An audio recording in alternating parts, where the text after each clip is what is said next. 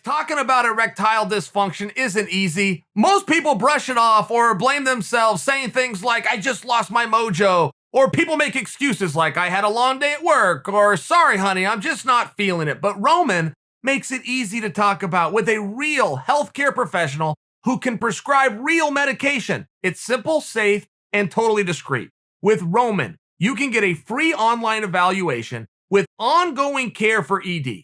From the comfort and privacy of your home, a healthcare professional will work with you to find the best treatment plan. If medication is appropriate, Roman will ship it to you with free 2-day shipping.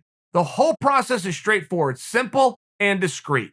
Getting started is just as simple. Go to getroman.com/Chael and complete an online visit.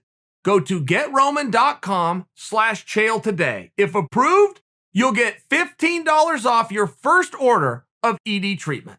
Khabib is starting to push the envelope a little bit. And he hasn't done anything wrong, but I'm fearing that he's about to. Back up. Khabib is a man of his word, right? He is a extreme believer in principle. He's a very principled guy in his life, and he carries that life over into his career. Great. We love that about him, and we get it. Here's where things are starting to get slippery. He's starting to say too much.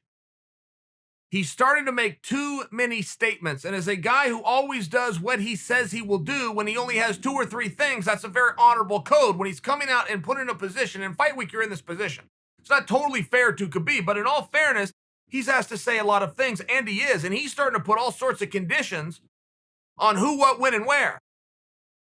And where that starts to become slippery, I mean, look, he just said a moment ago, whoever goes through Dustin Poirier gets me next. I don't care if that's Tony or Conor. If you go through Poirier, you get me next. If your name is GSP, you can get me anytime you want. Okay, great. But if we were to take a principled man at his word, then we are to believe that if you beat Dustin Poirier, you get him next. Or if you are Dustin Poirier and you beat whoever you have next, you get Khabib. Khabib is now coming out and saying that he will not honor the result of Khabib and Conor McGregor unless the fight is contested at 155 pounds. I don't have a huge problem with that. That fight will be at 170. Dustin Poirier has never fought above 170. I apologize, 155. He used to be a 45-pounder. Contrary to popular belief, Conor McGregor has no problem making 155 pounds. The highest Conor McGregor has ever weighed in his life was for his Cowboy Cerrone fight. He weighed in at 168 pounds with some clothing on and after breakfast, which means he could make 155 pounds in anywhere from 90 minutes to 2 hours. That may surprise a non-fighter. Yes, Conor McGregor could lose 13 pounds in less than 2 hours. I share that with you because I'm sure that fight will be at 155. Where I say this is a slippery slope is if you are the champion of the world, you fight anybody that you're asked to fight. That is how the sport works. If you don't like it, go into a line bracket, go enter a tournament, go to the World Championships, the Olympic Games. There's other competitive architectures. This one is you get a phone call from Dana White. That's who you're fighting. And to remind of a quick history lesson for Khabib, when Khabib got the call to fight Conor, there was a lot of other good options, really good options. Khabib was persistent. Khabib was definitely one of those very good options, but he had also missed weight a couple of times. It wasn't this impeccable, perfect career.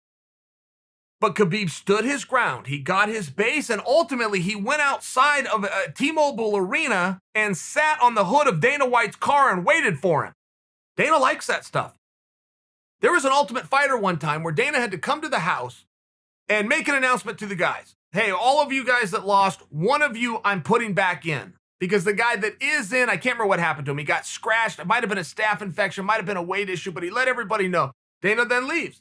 One guy runs out off camera and begs Dana at his car, begs him, make me the guy. You said one of us goes in. No one said, make me. Dana loved it. I only share that with you because you may not like that as much as a straight line bracket. You may not like the competitive architecture in this. I'm sharing with you what it is, and I'm sharing with you the consistency, and I'm sharing with you that same consistency paid off the night Khabib got the call. Khabib versus Conor turned into a huge fight. It was not welcomed with open arms by the media or fans. Nobody fully understood how this fight is going to work. Khabib was not Khabib, and Khabib was not a big star at the time of that fight. You then had the Barclays incident, you had the handcuffs and the trespassing, and Artem Lobov. I mean, there was a lot of moving parts that helped to tell the story and build that fight into what it was. I'm talking about the night that it was announced and Dana made a decision. He made a decision based on a will and a persistency of one person. That night, that persistency in that person was named Khabib. The night on The Ultimate Fighter is the one guy that followed him to the car. The night Stipe Miocic, the greatest and most decorated heavyweight of all time without question, got his opportunity, is because he started screaming and ripped his mouthpiece out after he knocked someone out and screamed at Dana White through the fence. Dana respected it. I am not encouraging you to follow Dana out of a house. I'm not encouraging you to sit on the hood of Dana's car. I'm not encouraging you to scream at Dana White in front of the world from the cage. I am telling you 3 stories that have a consistency that earned the decision maker's respect. You can sit around and tell me that's fair, or you can sit around and be a baby and tell me it's not fair. I'm here to tell you historically it's the way that it is. So before somebody wants to come out and start putting demands on who they are going to fight, now that they've got the belt and they can turn the gun on everybody else, be real careful. We respect Khabib for being a man of principle. We respect fighters and champions that fight anybody they're asked to fight when they're asked to fight them.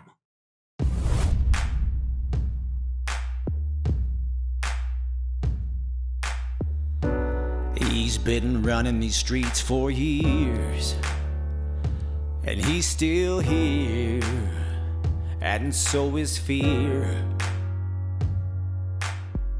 Undisputed, never lost a round. Bodies hit the ground when the bad guy comes to town. American gangster, this man will put a hurt on you. You'll be crying for your mama by the time he's through. You better believe that your life's in danger when you see the American gangster.